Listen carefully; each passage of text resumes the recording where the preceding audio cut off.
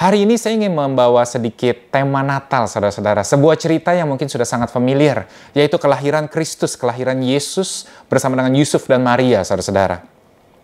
Saya beri judul firman yang ingin saya bawakan pada pagi hari ini adalah God knows what He is doing. Tuhan tahu apa yang Dia sedang kerjakan, saudara-saudara. Dan beginilah pemberitaan firman di Lukas pasal 2. Pada waktu itu Kaisar Agustus mengeluarkan suatu perintah, menyuruh mendaftarkan semua orang di seluruh dunia. Saya percaya saudara sudah mendengarkan firman yang dibagikan oleh Pastor Yohanes beberapa minggu lalu mengenai ini.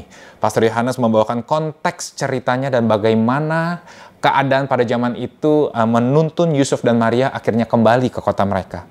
Dikatakan bahwa inilah pendaftaran yang pertama kali diadakan sewaktu Quirinius menjadi wali negeri di Syria. Maka pergilah semua orang mendaftarkan diri, masing-masing di kotanya sendiri. Jadi ada sebuah sensus besar, saudara-saudara, dan semuanya orang harus kembali ke kota asalnya.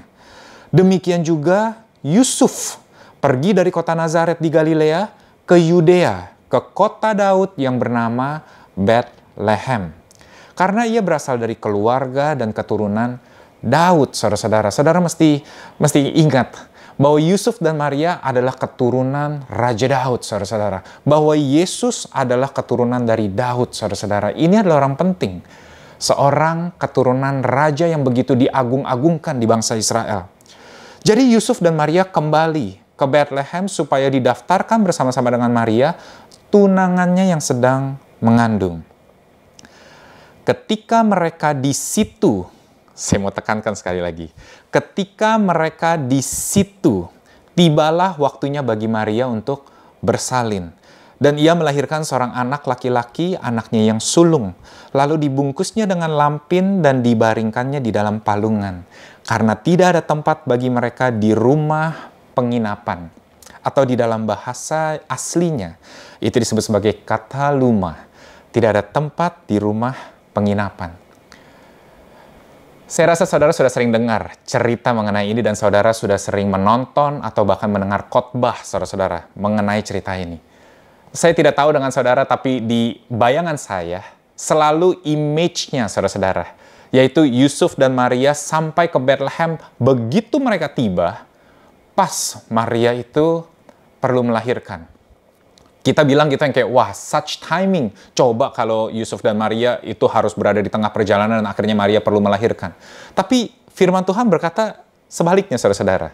Dikatakan ketika mereka di situ, bukan ketika mereka tiba di situ, saudara-saudara. Berarti Yusuf dan Maria sebenarnya sudah berada di kota Bethlehem.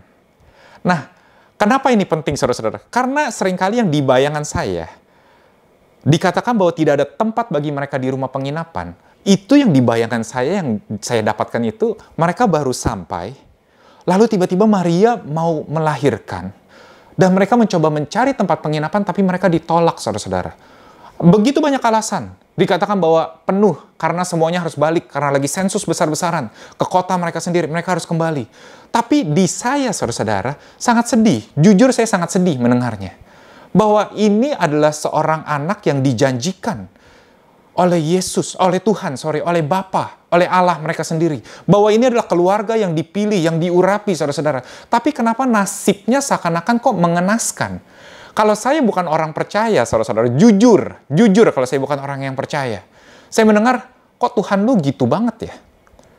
Ada panggilan yang begitu besar di dalam kehidupanmu, tapi kok Tuhanmu seakan-akan tidak memelihara ya? Benar dia akhirnya lahir di goa, konteks yang kita dapatkan ya, yang bayangan yang kita dapatkan. Benar akhirnya Yesus lahir dan kita menghubungkan, wow, such a humble beginning. Awal yang begitu sangat mulia, begitu rendah hati. Tapi jujur, kalau saya sebagai orang yang tidak percaya, saya akan bertanya, kalau Yesus yang kalian agung-agungkan saja seakan-akan ditolak, dan kita memuliakan rejection itu, bahwa Yesus ditolak, bagaimana dengan nasib kita gitu?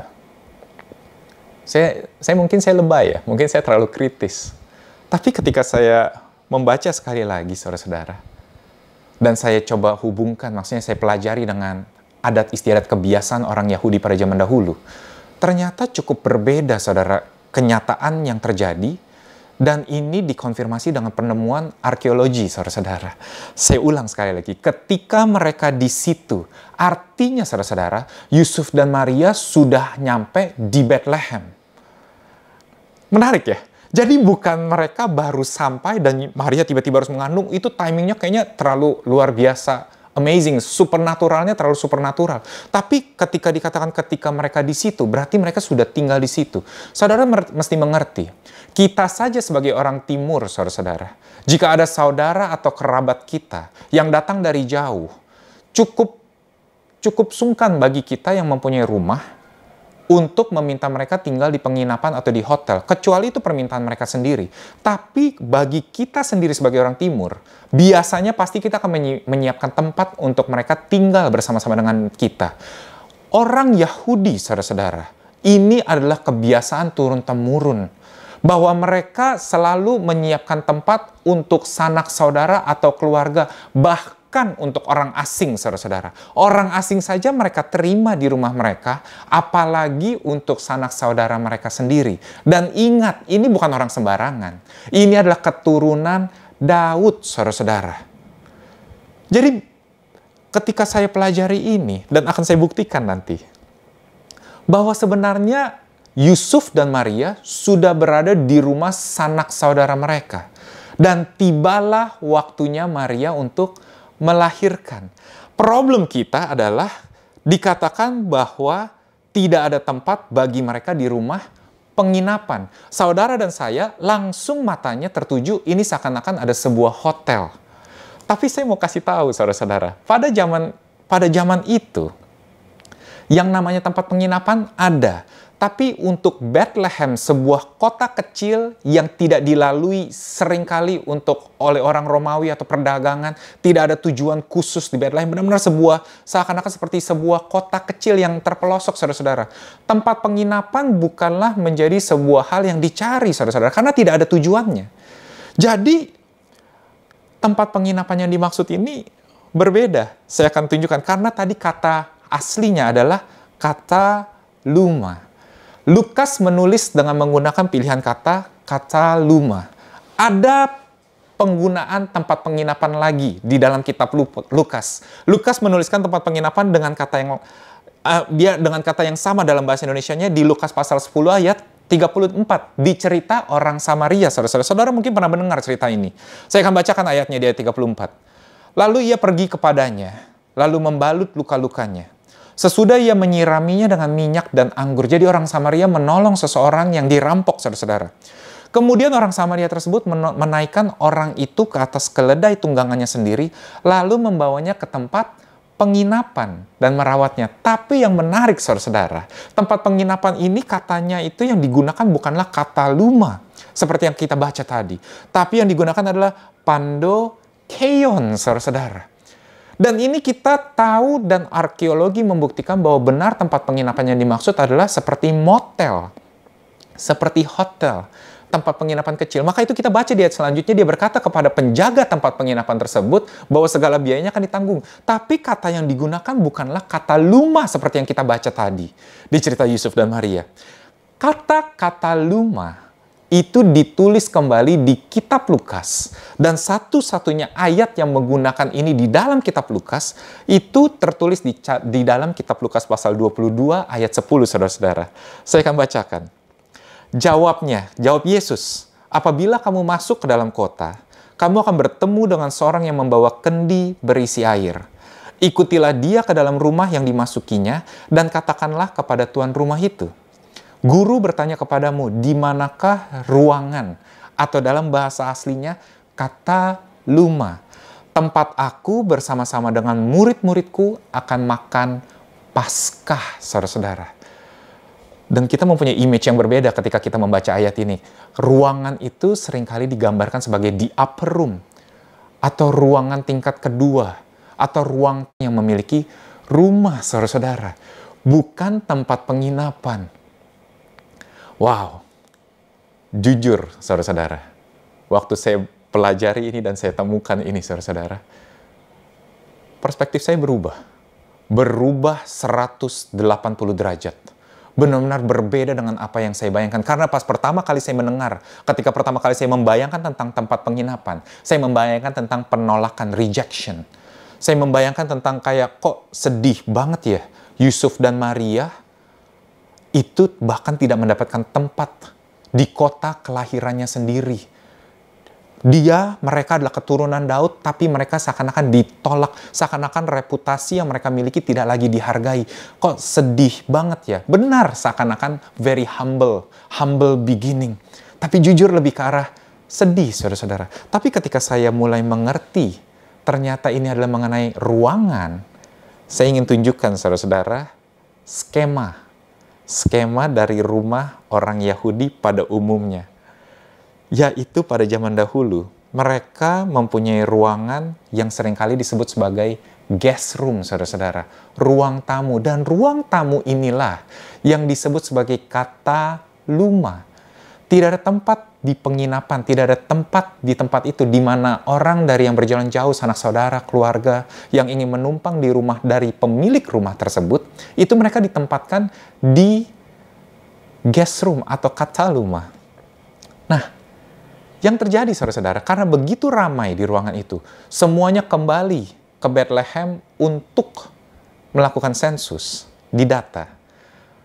Dan kebiasaan orang Yahudi ketika ada seseorang yang melahirkan, bukan hanya seorang bidan yang perlu lahir, tapi wanita-wanita, tetangga, kenalan-kenalan mereka, semuanya ingin ikut membantu. Ada yang bawa air, ada yang bawa handuk, ada yang menyemangati. Sementara para pria, suaminya itu ditemani oleh para pria di luar sembari menunggu kelahiran dari anak tersebut, saudara-saudara. Jadi dikatakan tidak ada tempat. Itu artinya, saudara-saudara, karena begitu penuh ruangan tersebut, sehingga wanita-wanita tersebut tidak bebas bergerak. Jadi mereka harus pindah ke ruangan lain, saudara-saudara. Yang kemungkinan besar adalah family room, ruang keluarga mereka yang biasa digunakan untuk memasak, bahkan untuk istirahat, untuk duduk. Jadi Maria dibawa kemungkinan besar dan ditemukan pasti dilakukan di situ. Di family room karena ruangannya lebih besar, saudara-saudara. Ketika saya mengerti hal ini, saya membayangkan seringkali di dalam kehidupan kita pun membayangkan hal tersebut. Kita mencoba mencocok-cocokkan firman Tuhan dengan kehidupan kita dan berusaha menjelaskan. Tapi ternyata kalau kita pelajari dengan lebih dalam, saudara-saudara, kita mulai melihat bahwa ternyata ini yang tidak dimaksud oleh Tuhan. Bahwa kejadian di dalam kehidupan kita itu ada sebuah angle berbeda, sebuah perspektif berbeda yang dia ingin lakukan, saudara-saudara. Bahwa Tuhan benar-benar mengasihi Yusuf dan Maria, bahwa ternyata Yusuf dan Maria itu bukanlah lahir di seperti yang kita sering lihat ya, saudara-saudara, di dalam layar kaca atau di dalam gambar, di dalam sebuah kandang, hanya ditemani oleh binatang-binatang, saudara-saudara. Tidak ada manusia di sekelilingnya. Seakan-akan sebuah hal yang mengenaskan. Tapi kalau kita mengenal konteks orang Yahudi pada zaman itu, Yusuf dan Maria itu dikelilingi oleh begitu banyak orang, saudara-saudara. Begitu sebuah kabar sukacita, kelahiran akan Yesus adalah sebuah hal yang dinanti-nantikan. Bahwa Maria itu dikasihi, Yusuf dikasihi.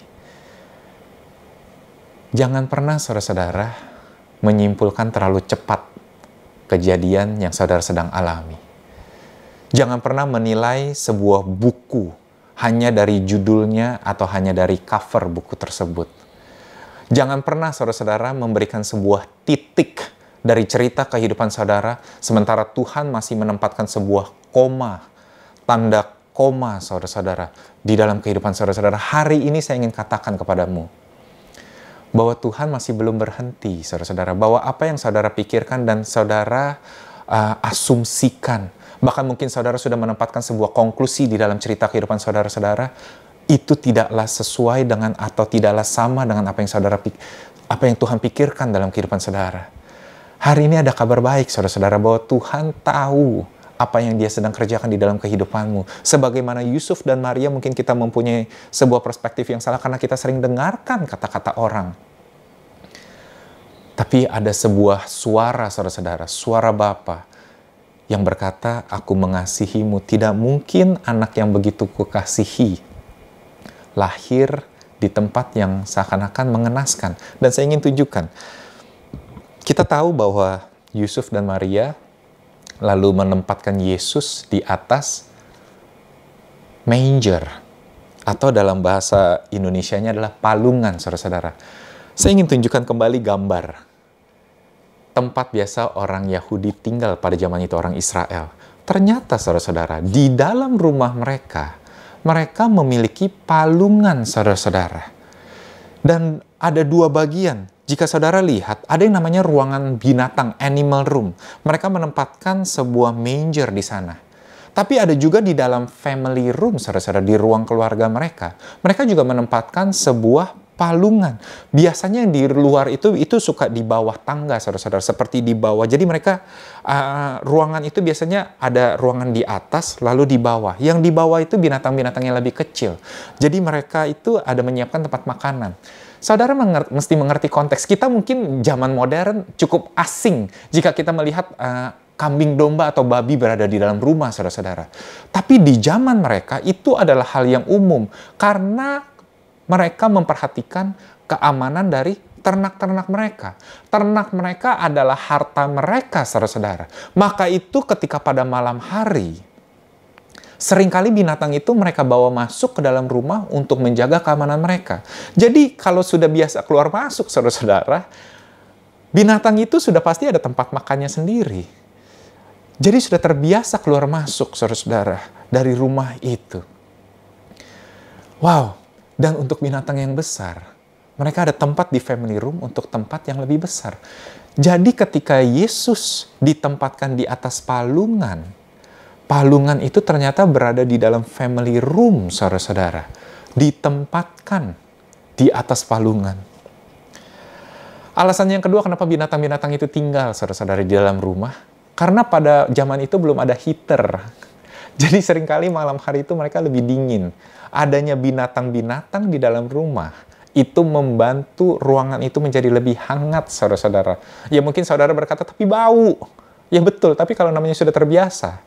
Jujur, saudara-saudara, di rumah kerabat saya, di rumah saudara-saudara saya di Kalimantan, mereka masih rumah tradisional. Di bawah rumah tempat mereka tinggal, saudara-saudara, itu lantainya kayu semua. Itu mereka pelihara babi, saudara-saudara. Jadi mereka bisa mendengarkan suara babi, ternak peliharaan mereka. Mereka bisa mencium bau babi, saudara-saudara, tidur bersama dengan mereka. Kenapa mereka bikin lubang kayunya itu? Jadi mereka tinggal di atas, bawahnya babi, lalu lantainya lantai kayu, ada lubang-lubangnya, sekat-sekatnya, tidak rapat, saudara-saudara. Tahu nggak kenapa? Karena babi itu makan apapun. Jadi gampang banget, mereka tinggal lagi makan, tinggal buang ke bawah, saudara, sisanya. Jadi benar-benar mereka tinggal dengan ternak mereka. Jadi ini bukanlah hal yang asing. Buat kita untuk orang modern yang tinggal di kota besar, tinggal di apartemen, ini adalah hal yang asing. Tapi saudara memelihara anjing. Anjing itu tinggal di dalam rumah, saudara-saudara. Memelihara kucing, binatang peliharaan itu tinggal bersama dengan saudara-saudara. Yang pelihara kelinci itu tinggal bersama dengan saudara-saudara. Zaman itu, kambing domba tinggal, saudara-saudara, bersama dengan yang mempunyai rumah. Ini mungkin saudara pernah mendengar cerita di Perjanjian Lama mengenai hakim-hakim yang bernama Yeftah. Saya mendapatkan perspektif yang berbeda ketika saya mengerti ini. Dikatakan ketika Yeftah kembali dari berperang, dia berkata, jika Tuhan memenangkan peperangan ini, maka yang keluar pertama dari rumah saya akan saya korbankan kepada Tuhan. Dan kita tahu sama-sama ceritanya bahwa yang keluar pertama itu adalah anak perempuannya, saudara-saudara. Dan dengan berat hati dia mengorbankan.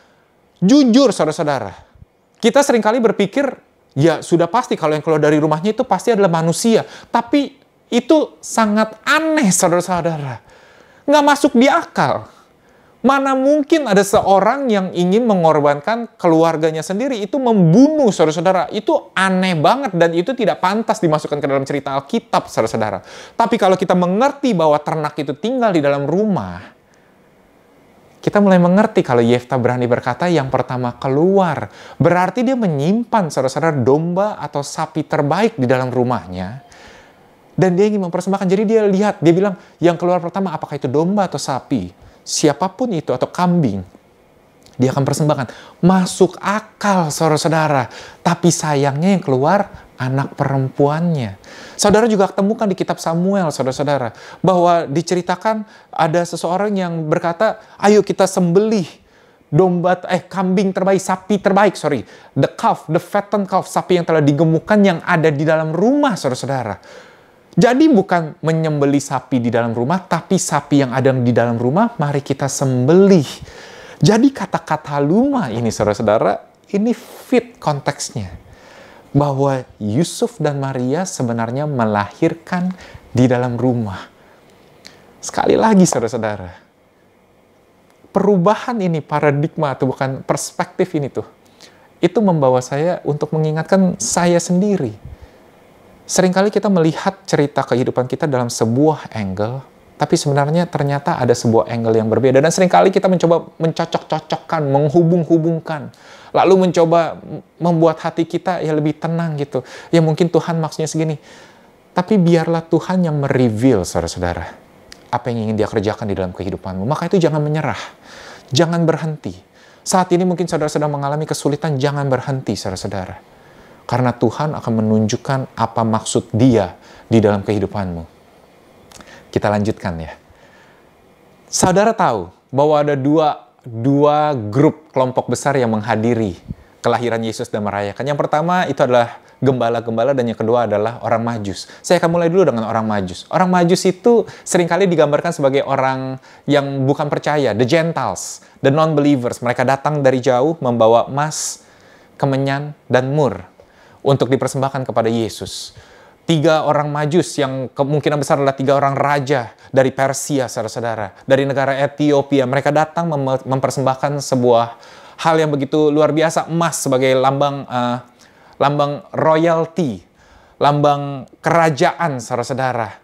Sebuah harta yang begitu diagungkan oleh dunia ini. Lalu kemenyan. Kemenyan adalah seringkali digunakan oleh imam-imam. Ini lambang dari priestly, saudara-saudara. Mereka aroma yang digunakan untuk membakar dupa, saudara-saudara. Jadi sebuah persembahan yang harum. Tapi kemenyan itu adalah sebuah hal yang bukan hanya dikhususkan untuk orang imam-imam, saudara. Tapi juga adalah hal yang sulit didapatkan. Karena itu bukanlah untuk orang umum. Jadi ini juga sebuah barang yang begitu spesial. Dan mur, saudara-saudara, itu adalah untuk sebuah parfum wangi-wangian, saudara-saudara. Dan ini pun juga nilainya mahal. Jadi mereka membawa barang-barang yang mulia, yang mahal. Tapi yang menarik, mur, saudara-saudara, pada zaman itu juga digunakan untuk menyalepi atau apa ya, to embalm, untuk dilumasi kepada jenazah, saudara-saudara. Dan seringkali kita melihat ini sebagai gambaran bahwa Yesus bukan hanya lahir, tapi dia juga akan mati, saudara-saudara. Ada sebuah gambaran tentang kematian Yesus di dalam kelahirannya, bahwa Yesus datang dengan tujuan untuk mati. Tapi yang menarik, saudara-saudara, itu adalah ketika malaikat datang kepada gembala. Kenapa gembala? Seringkali kita bingung kenapa gembala. Dan dikatakan bahwa mereka itu ditemukan di tempat di padang luar dari Bethlehem. Malaikat menunjukkan. Tapi di dalam pembelajaran saya, saudara-saudara, ternyata saya menemukan bahwa tempat di gembala-gembala itu berada kemungkinan besar bernama Migdal Edar, saudara-saudara. Yang di dalam kitab Mika, itu artinya the Tower of Flocks atau menara dari kawanan domba. Dan dikatakan, kita tahu sama-sama saudara, bahwa malaikat itu menunjukkan diri kepada gembala-gembala itu ketika mereka sedang menjaga domba-dombanya, ternaknya pada malam hari. Saya ingin beritahu saudara-saudara, bahwa kemungkinan besar dan sudah dibuktikan saudara-saudara, karena posisi Migdal Edar tersebut yang sedikit keluar dari kota Bethlehem, gembala-gembala ini adalah gembala-gembala imam, saudara-saudara, priestly shepherd, bahwa mereka sedang menjaga domba-domba yang akan digunakan untuk dipersembahkan dalam penghapusan dosa, saudara-saudara. Karena domba-domba tersebut tidak boleh bercacat, tidak boleh ada celah sama sekali.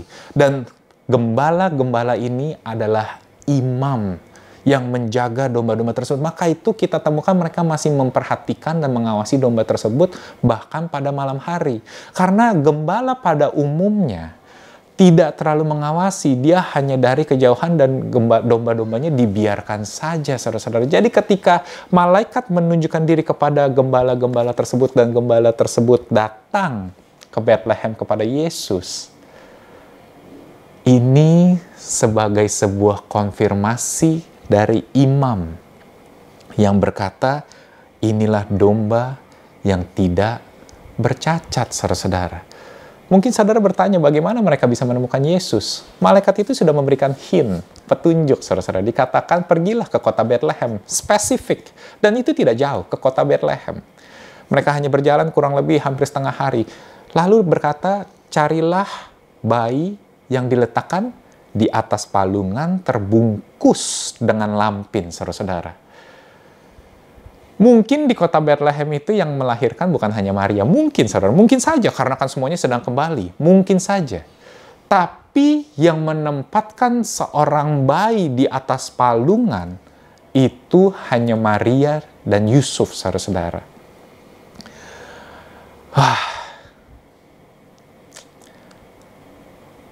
Luar biasa bukan?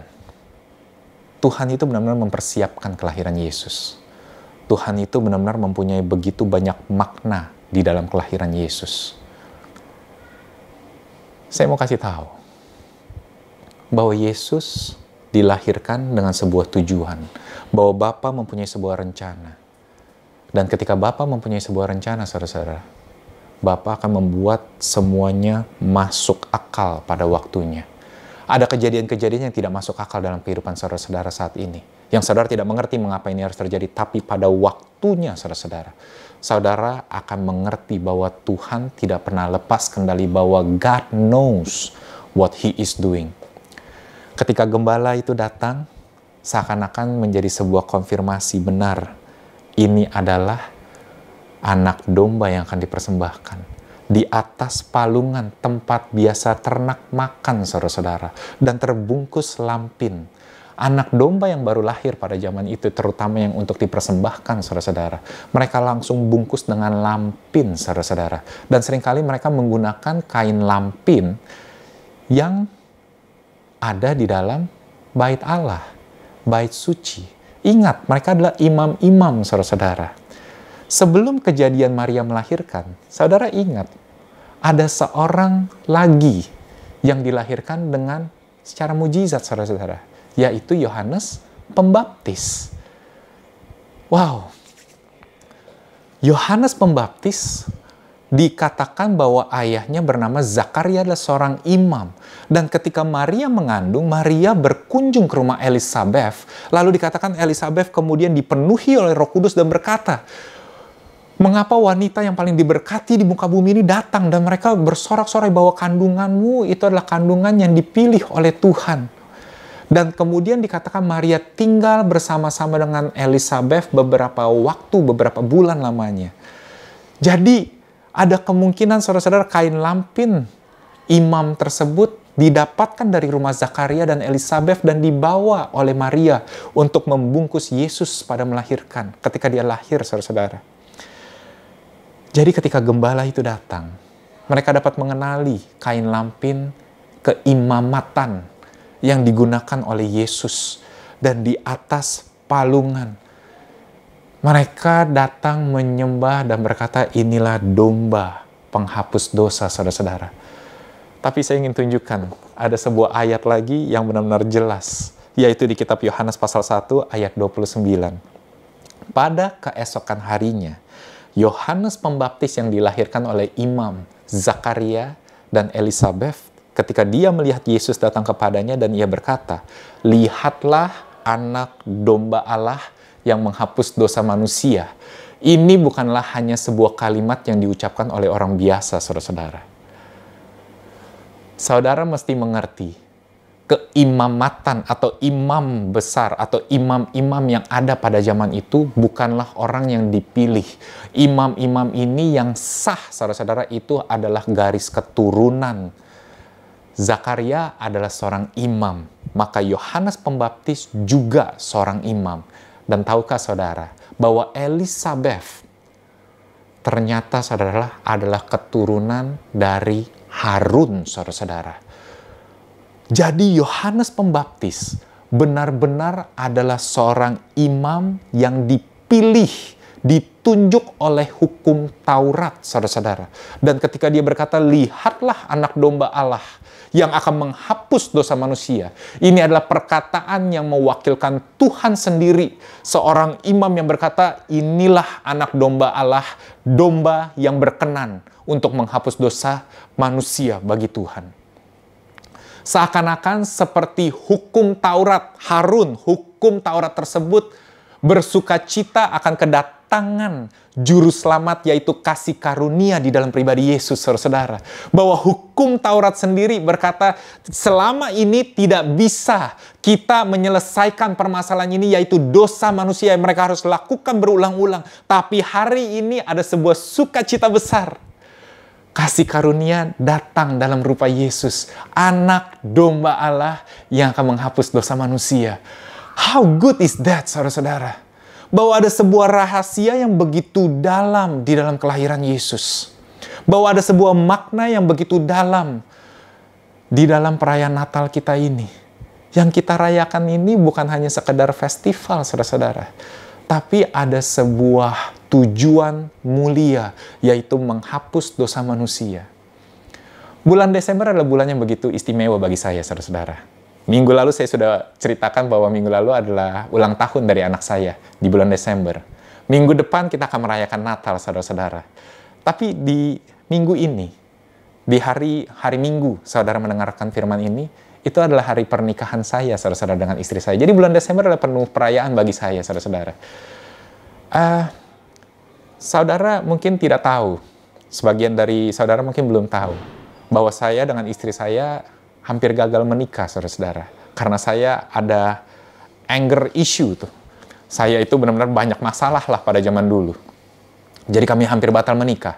Tapi ada sebuah revelation yang saya dengar dari Pastor Prince. Saya mendengar untuk pertama kalinya. Di dalam masa kelam itu saya dikenalkan dengan pelayanan Pastor Prince, dan Pastor Joseph Prince mengubah kehidupan saya, mengubah pengertian saya akan Tuhan, akan Bapa yang penuh kasih. Dan ada sebuah firman yang benar-benar yang mengubahkan kehidupan saya, yaitu mengenai domba persembahan, saudara-saudara. Inilah mengapa saya bawa cerita tentang Yesus sebagai domba untuk firman pada hari ini. It's like a tribute for my wedding anniversary, saudara-saudara. Saudara tahu bahwa pada zaman tersebut ada waktunya dinama atonement atau masa untuk penebusan dosa. Jadi imam akan berdiri, lalu orang yang ingin mengaku dan ingin diampuni dosanya, mereka akan datang dan membawa domba mereka, saudara-saudara, persembahan mereka. Dan yang menariknya, saudara-saudara, imam ini tidak lagi melihat pribadi orang tersebut yang membawa domba. Dia tidak lagi memeriksa, karena dengan dia membawa domba, imam ini sudah tahu bahwa orang tersebut adalah orang berdosa. Orang tersebut memperlakukan kesalahan dan ingin dosanya diampuni. Yang dilakukan oleh imam tersebut adalah memeriksa dengan seksama domba yang dibawa, saudara-saudara. Dia lihat apakah tidak ada cacat sama sekali, apakah matanya baik, apakah kakinya baik, tidak ada tulang yang bengkok, saudara-saudara. Apakah tidak ada telinga yang cacat, apakah tidak ada celah sama sekali, bahwa ini bukan ada loreng, saudara-saudara. Kulit dombanya mulus halus, domba yang sempurna, saudara-saudara. Ketika dia lihat bahwa domba ini sempurna, maka dia terima domba itu. Orang yang berdosa itu orang yang membawa domba itu meletakkan tangannya ke atas kepala domba itu, seakan-akan terjadi spiritual exchange, Tuhan. Saudara-saudara, ada pertukaran spiritual yang terjadi, bahwa dosa yang dimiliki oleh pribadi tersebut masuk ke dalam domba, dan kebenaran, kekudusan dari domba tersebut menjadi bagian dari si pria, saudara-saudara. Imam sama sekali tidak memeriksa, tidak menanyakan orang yang membawa domba tersebut, saudara-saudara. Seringkali kita berpikir bahwa ketika kita datang kepada Bapa, kita sedang diinterogasi, saudara-saudara. kesalahan yang kita lakukan. Kita sedang diperiksa satu-satu. Mengapa kamu melakukan, motif kamu apa? Kenapa kemarin kamu berbohong? Kenapa kemarin kamu menonton pornografi? Kenapa kemarin kamu berzina? Kenapa kemarin kamu bercabul? Kenapa kemarin kamu mengatakan hal-hal yang itu? Seakan-akan kita yang diperiksa, tapi bukan demikian, saudara-saudara. Yang diperiksa adalah domba yang dibawa, saudara-saudara. Hari ini jika saudara percaya kepada Yesus, saudara sudah membawa domba yang melambangkan untuk penebusan dosa saudara-saudara. Dan Tuhan, imam besar kita, sedang memeriksa apakah ini sempurna. Maka itu ketika Yohanes Pembaptis, perwakilan imam, berkata, inilah anak domba Allah. Sudah ada disclaimer bahwa Yesus sempurna, tidak bercacat, tidak bercelah.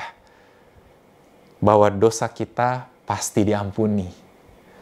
Ketika saya mempunyai pandangan yang berbeda, saudara-saudara. Sekali lagi, dari tadi saya tunjukkan bagaimana tentang kataluma, saya memiliki perspektif yang berbeda. Ketika ini saya memiliki perspektif yang berbeda tentang persembahan domba, saudara-saudara. Hidup saya berubah.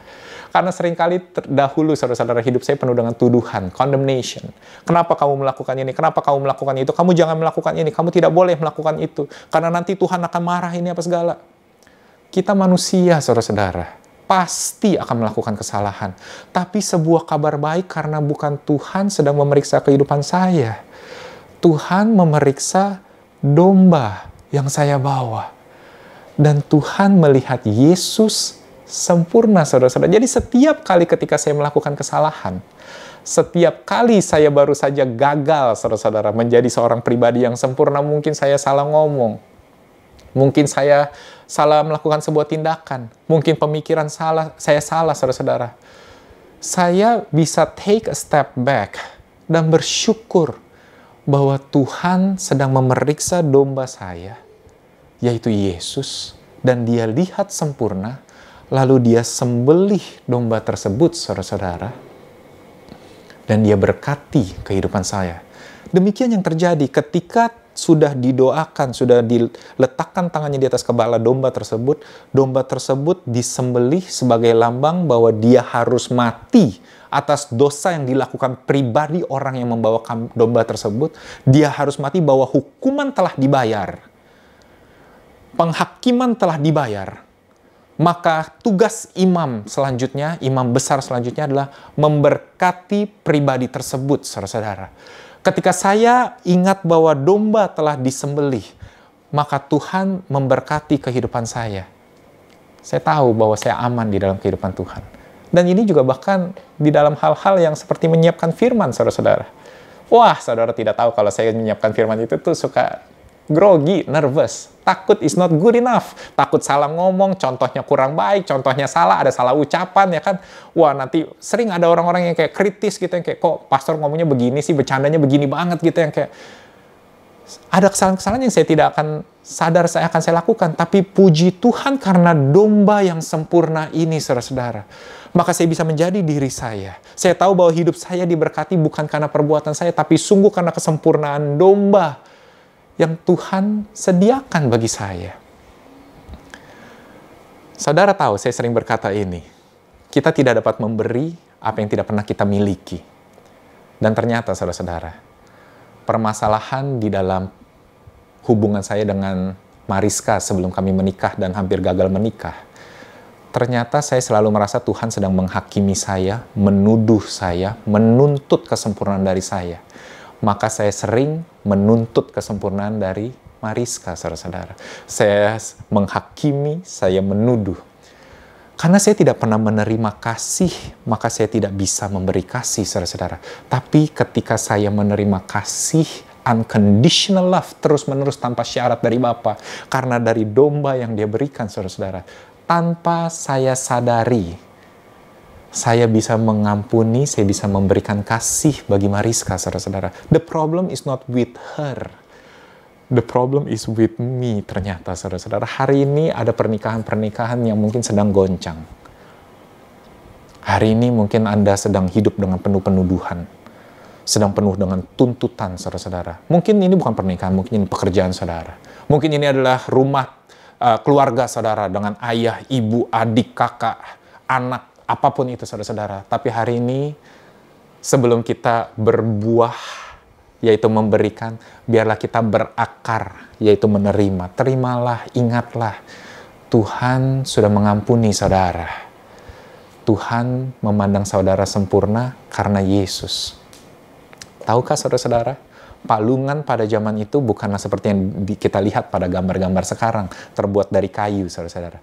Palungan tersebut terbuat dari batu pada waktu itu, saudara-saudara. Jadi diletakkan makanan. Ketika Yesus diletakkan di atas palungan, kita pernah melihat bayangan ini di perjanjian lama, saudara-saudara. Yaitu ketika Abraham menempatkan Ishak di atas batu mesbah persembahan, saudara-saudara. Wow. Kedatangan Yesus bukan hanya sebuah hal yang asal lewat. Tapi begitu dalam, saudara-saudara. Dia datang untuk menebus dosa saudara dan saya. Dia datang untuk membebaskan kehidupan saudara dan saya. And who the Son has set free, we are free indeed, saudara-saudara. Bahwa kehidupan saudara dan saya aman di dalam Dia. Kehidupan saudara dan saya diberkati di dalam Dia. Amen, saudara. Amen. Hari ini mungkin saya agak sedikit lama membagikan firman-Nya, tapi saya harap saudara diberkati dan saya harap saudara maklum, karena ini firman terakhir yang akan saya bawakan di 2021, jadi saya ingin tumpahkan semuanya. Jika saudara merasa tahun ini tidak tertutup dengan baik, masih banyak hal yang ingin saudara lakukan dan banyak penyesalan yang saudara alami, mudah-mudahan firman yang saudara dengar hari ini memberikan harapan bahwa hidupmu belum selesai. Jangan memberikan sebuah titik ketika Tuhan masih menempatkan tanda koma di dalam kehidupan saudara-saudara. 2022 akan menjadi tahun yang baik, saudara-saudara. Besok akan menjadi hari yang baik, saudara-saudara. Setelah saudara mendengarkan firman ini, jam berikutnya akan menjadi jam yang baik, saudara-saudara. Karena domba yang sempurna telah dipersembahkan, telah datang di dalam kehidupan saudara dan saya. Sebelum kita menyiapkan perjamuan kudus kita, izinkan saya menceritakan sebuah gambaran, saudara-saudara. Saudara mesti mengerti bahwa si musuh, si jahat, itu tentu tidak akan tinggal diam dengan sebuah tujuan yang begitu besar yang Tuhan ingin lakukan. Jadi ketika Yusuf tahu Maria sedang mengandung, kita tahu bahwa mereka akan mengalami kesulitan karena si musuh tidak akan tinggal diam. Dia bukanlah orang bodoh, saudara-saudara. Si musuh ini orang pintar. Dia ngeliat, Tuhan sedang melakukan apa ya? Kok ini bisa tiba-tiba? Bisa seakan-akan tiba-tiba. Ada seorang wanita keturunan Daud yang akan menikah dengan seorang pria juga dari keturunan Daud, saudara-saudara. Lalu hamil tapi mereka belum menikah. Ini nggak masuk akal. Dia sudah mulai was-was, saudara-saudara. Pasti dia akan merencanakan, saudara-saudara, sebuah hal yang buruk. Lalu juga dia melihat, sepupunya, imam. Imamnya bukan hanya prianya, suami dan istrinya seperti Yusuf dan Maria, keturunan Daud dan keturunan Daud. Suaminya seorang imam, dan istrinya keturunan Harun, imam juga. Mengalami mujizat. Ingat, ada 2 mujizat yang terjadi, saudara-saudara. Yesus lahir dari virgin birth, seorang perawan. Yohanes lahir dari seorang yang mandul, saudara-saudara. Ada 2 mujizat yang terjadi di dalam kelahiran Yesus. Bahwa Tuhan menyiapkan 2 tokoh utama, saudara-saudara. Peran utama di dalam kelahiran Yesus. Bukan hanya 1, saudara-saudara. Si musuh tidak mungkin tinggal diam. Dia ngeliat ini ada yang aneh. Ini ada yang janggal, saudara-saudara. Dan dia merencanakan hal yang jahat. Jadi saya ingin katakan, ketika sensus itu terjadi, itu sedang dilakukan oleh si musuh untuk menyusahkan kehidupan mereka. Sedang mencoba membawa kekacauan. Harusnya kehidupan Yusuf dan Maria baik-baik saja, tapi menjadi sulit. Karena mereka sedang mengandung, saudara-saudara, sebuah rencana besar oleh Bapa.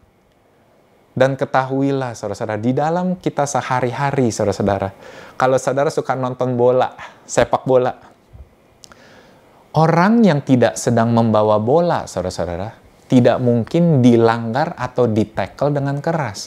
Hanya orang yang membawa bola, saudara-saudara, yang dilanggar atau ditackle dengan keras. Hari ini saya ingin katakan di dalam kehidupanmu, jika saudara sedang menghadapi masalah yang bertubi-tubi, problem yang tidak pernah berakhir, saya ingin katakan, itu karena saudara sedang mengandung, sedang membawa tujuan yang besar yang Tuhan berikan. Jadi jangan merasa saudara gagal. Saudara adalah orang yang dibuang. Hal-hal yang tidak masuk akal yang sedang terjadi, hal-hal buruk, hal-hal yang menyulitkan yang sedang terjadi di dalam kehidupanmu, itu karena saudara sedang membawa sebuah panggilan besar, saudara-saudara. Maka itu bangkitlah imanmu, kuatkanlah lututmu, angkatlah wajahmu. Karena Tuhan sedang melakukan hal besar di dalam kehidupanmu. God knows what He is doing, saudara-saudara. God knows what He is doing. Saudara sudah siapkan perjamuan kudus saudara? Sebagaimana Yesus ditempatkan di palungan, di atas tempat makan ternak, maka itu kita pun demikian mengangkat roti ini, saudara-saudara. Karena kita makan dari Yesus. Bahwa hidup kita bukan hanya roti saja, tapi juga melalui firman. Yesus ditempatkan di atas palungan sebagai lambang, gambaran untuk kita makan. Dan bukan kebetulan, saudara-saudara, Yesus lahir di Bethlehem. Beth dalam bahasa aslinya artinya rumah, Lahem artinya roti, saudara-saudara. Hari ini kita akan mengangkat roti yang mulia. Roti yang dikhususkan bagi kita dari Tuhan. Yang diagungkan. Bahwa dikatakan roti ini, tubuh ini, telah membayar ganjaran yang mendatangkan damai sejahtera. Bahwa semuanya sudah selesai di atas kayu salib. Apapun yang kita butuhkan dalam kehidupan kita, damai sejahtera yang berbicara mengenai kesehatan, berbicara mengenai masa depan yang baik, berbicara mengenai penyediaan, berbicara mengenai keuangan, berbicara mengenai pasangan hidup, saudara-saudara. Berbicara mengenai keberhasilan di dalam studi dan pekerjaan kita. Sudah dibayar lunas. Kita mengambil bagian, maka kita angkat Bapa kami bersyukur Tuhan untuk kematian-Mu di atas kayu salib. Sungguh kelahiran-Mu Tuhan adalah cerita yang begitu kisah kasih romansa Tuhan untuk kehidupan kami. Kau begitu mengasihi kami Tuhan. Kami bersyukur Tuhan. Maka kami makan roti ini Tuhan dan kami imani hidup kami baik-baik saja. Tidak ada masalah yang terlalu besar, terlalu sulit Tuhan. Karena semuanya sudah Kau bayar lunas ketika domba itu sembelih. Dan hidup kami hanya penuh dengan berkat. Mari kita makan saudara-saudara di dalam nama Yesus.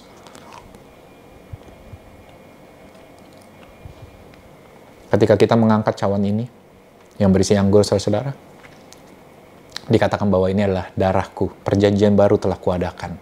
Bahwa aku tidak akan lagi mengingat dosa dan pelanggaran. Saudara-saudara ingat kata-katanya, aku, Tuhan tidak lagi mengingat dosa dan pelanggaran. Bukan dia lupa, tapi dia memilih untuk tidak mengingat. Karena persembahannya jauh lebih mulia dan lebih besar, saudara-saudara, daripada dosa dan pelanggaran. Jika Tuhan sudah tidak mengingat-ingat, mengapa saudara dan saya mengingat-ingat? Itu adalah pekerjaan si penuduh, saudara-saudara, yang membawa tuduhan dan kesalahan, membangkit-bangkitkan dosa kita. Tapi Bapa tidak mengingat. Jadi mari kita dengarkan suara Bapa. Ini tercurah, saudara-saudara, darah ini tercurah bukan karena kita melakukan perbuatan baik, tapi sungguh karena kasih Dia yang datang terlebih dahulu bagi kita. Hari ini kita angkat, dosamu sudah diampuni. Ingatlah itu. Tidak ada kesalahan yang saat ini menghalangi berkat yang ingin diberikan oleh Tuhan. Ketika kita minum anggur ini, ingatlah, yang tinggal hanya berkat, saudara-saudara. Bapa, kami bersyukur untuk darah-Mu yang tercurah, Tuhan. Kami bersyukur Tuhan, Kau tidak mengingat dosa kami lagi. Kau tutupi pelanggaran kami dan Kau tidak perhitungkan kesalahan kami, Tuhan.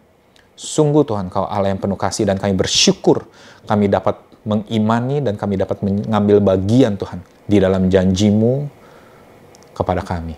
Mari kita minum saudara-saudara di dalam nama Yesus. Mari kita angkat kedua tangan kita.